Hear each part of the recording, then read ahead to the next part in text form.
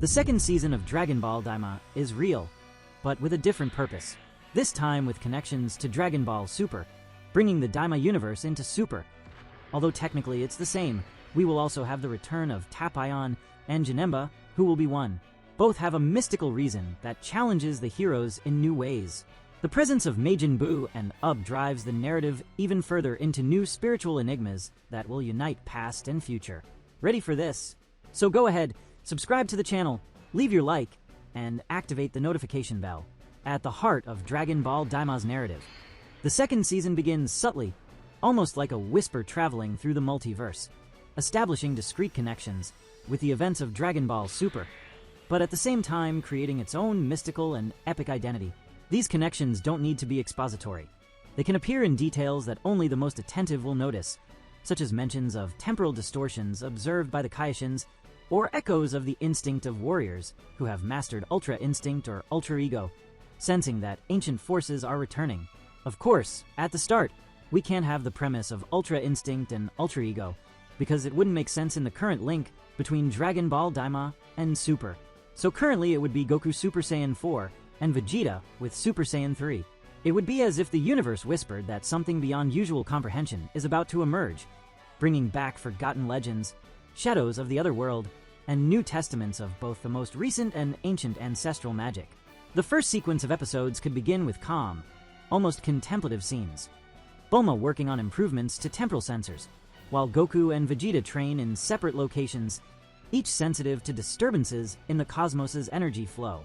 Small tremors in the ki flow run through known boundaries, and the angels, alongside the Kaioshins, notice a slight oscillation in parallel dimensions, something that recalls old events involving Janemba.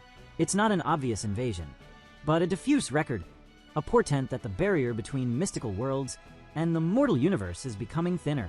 In this atmosphere of light unease, the narrative suggests that Dragon Ball Daima Part 2 is about to connect more deeply with the fabric of Dragon Ball Super, but without interrupting the organic rhythm of its own journey, which was not done in the first season. Meanwhile, in an almost forgotten corner of the other world, echoes of emotional energy traverse the realm of the dead.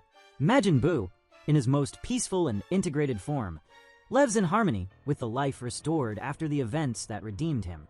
In the meantime, Tapion, whose existence has always had tenuous links with temporal realities and dimensions of magic, feels displaced in a limbo mixing past and future. He perceives a crack in the seal that once contained Hirudegarn, sensing that the energy that once gave rise to Janemba returns masked in dark vibrations. Tapion, prepared for the mystical battle ahead, finds himself at a crossroads. He must not interfere abruptly, because the balance of time must be preserved. But he knows that if Janemba resurges at full strength, the consequences for the universe would be incalculable. His return, then, needs to be carefully orchestrated, starting with his gradual appearance between planes, perhaps through visions or dreams of Trunks, who feels something familiar calling his name. These flashes are brief. Visions of Tapion wielding the sword that symbolizes hope, but also warns of an ancient threat. As these signs intensify, Goku and Vegeta perceive during their training that their energies react strangely. Goku feels tested by the universe's silences, while Vegeta senses that his ego resonates with the pain of past eras, as if the philosophy of divine destruction is being summoned by forces transcending mere battle, manifesting something there from Ultra Instinct and Ultra Ego. A light reference would be really cool. And here could be the actual connection. With the Dragon Ball Super hiatus, Daima could gain some episodes, and even a movie. Still a child, might have dreams of something like this. He is with a Kaioshin, but we don't yet know more information. At the same time, future Trunks might return briefly. It would be epic, warning that his timeline senses tremors caused by the possible fall of barriers that keep Janemba contained. He comes accompanied by Mai and a Broly from another timeline, sharing cryptic information about how Tapion appeared in his time, but could not completely stop the signs of resurgence. This arrival strengthens the sense of urgency. The threat is not only local but temporal, requiring cooperation between past, present, and future. However, his stay is brief because he knows that staying too long could worsen temporal paradoxes. At the climax of this episode, the confrontation would be Janemba trying to seduce Tapion, offering him the chance to restore lost worlds, bring back disappeared loved ones, in exchange for freeing his evil essence. Tapion hesitates, and this moment of doubt causes the representation of his brother Minosha to appear as an illusion, exploiting Tapian's emotional weakness. Also on its own, some connection episodes with Dragon Ball Super could show brief appearances by Whis or the Kaioshins, mentioning that they felt the restored distortion and that the universe gained breath thanks to coordinated action between mortal heroes and entities of the other world. These moments appear in short scenes, but are full of meaning. Whis, in contemplation, observes Goku. The Kaioshins talk about adjusting the multiverse meshes to prevent fissures. Beerus, indifferent on the surface, reveals satisfaction knowing there are those who protect the universe not only with strength, but with heart. These links reinforce that Dragon Ball Daima Part 2 organically fits into the larger fabric of Dragon Ball Super without breaking the narrative rhythm, but enriching the universe with mystical layers. Thus, the second season unfolds as a journey of discovery and maturation. The thread of Janemba brought to light the need to unite power and magic. Tapion returns to remind that sacrifice and hope are melodies that echo beyond time, and that even ancient beings can find redemption and purpose. This Dragon Ball Daima Part 2 celebrates the essence of Dragon Ball: spectacular battles, surprising transformations, and above all, the inner journey of each character, who discovers that, to protect the universe, it is necessary to forge not only muscles and ki, but also bonds, melodies, and convictions that transcend generations. The first season of Dragon Ball Daima stood out as an adventure with a nostalgic and mystical tone, offering an intentional detour from the galactic grandeur of Dragon Ball Super and rescuing elements from the franchise's older phases, like classic Dragon Ball and the beginning of Z, with the characters transformed into child versions by a mysterious force, which mixes magic and a certain sense of karmic destiny. The narrative took Goku, Vegeta, Bulma, Kaioshin, and others on a journey filled with unknown realms, monsters inspired by Eastern folklore, and less destructive but more strategic battles. The threat was not a cosmic villain with absolute power, but a spell that reduced the protagonists to their most vulnerable form, both physically and emotionally. This opened space for a reunion with their origins, exploring themes like humility, redemption, and the true meaning of protecting others. Throughout the season, episodes varied between light humor, growing mystery, and battles that forced the warriors to think beyond brute strength. Goku, even in his child form, maintained a sharp battle instinct, but needed to adapt to physical limitations, rescuing forgotten techniques, and a more grounded fighting style, something that echoed his adventures alongside Krillin and Master Roshi. Vegeta, on the other hand, struggled with frustration, not only due to loss of power, but the feeling of regression, which allowed him to develop a new layer of empathy, especially when interacting with Bulma and Trunks. At the same time, the season highlighted secondary characters, allowing moments of heroism for Dend, Kaioshin himself, and even Mr. Satan, recovering a spirit of collective adventure that is often eclipsed by the scale of power in the Super Sagas. One of the richest points was the reintroduction of magic as a determining factor in the balance of the universe. Daima made clear that no matter how much warriors like Goku and Vegeta have surpassed physical and spiritual limits with transformations like Ultra Instinct or Ultra Ego, there are arcane forces operating on different layers of reality, capable of reversing ki, nullifying transformations, and manipulating time without relying on destructive power. The spell that turned them into children seemed rooted in forgotten magics, older than the Kaioshins themselves, and this opened important precedents. There is a world of rules and entities that not even the gods of destruction fully know. What Dragon Ball Daima can add to the Dragon Ball Super universe is precisely this revaluation of the unknown. In Super, the focus was on power levels, divine hierarchies, the multiverse, and colossal battles. But Daima reminds the audience that not everything is solved with a Kamehameha. The series can help Super rediscover the balance between power and intelligence, between ki and magic, between strength and heart.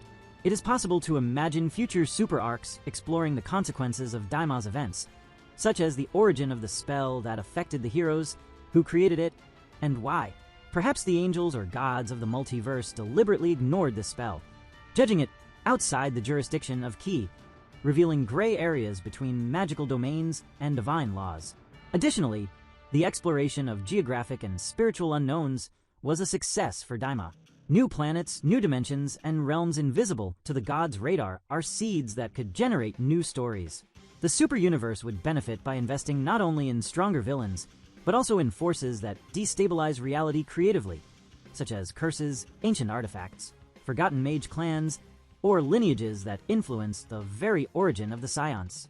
Daima showed that the past can still teach a lot, and that the heart of the franchise is not only in visual transformations, but in bonds, courage, and overcoming internal limits.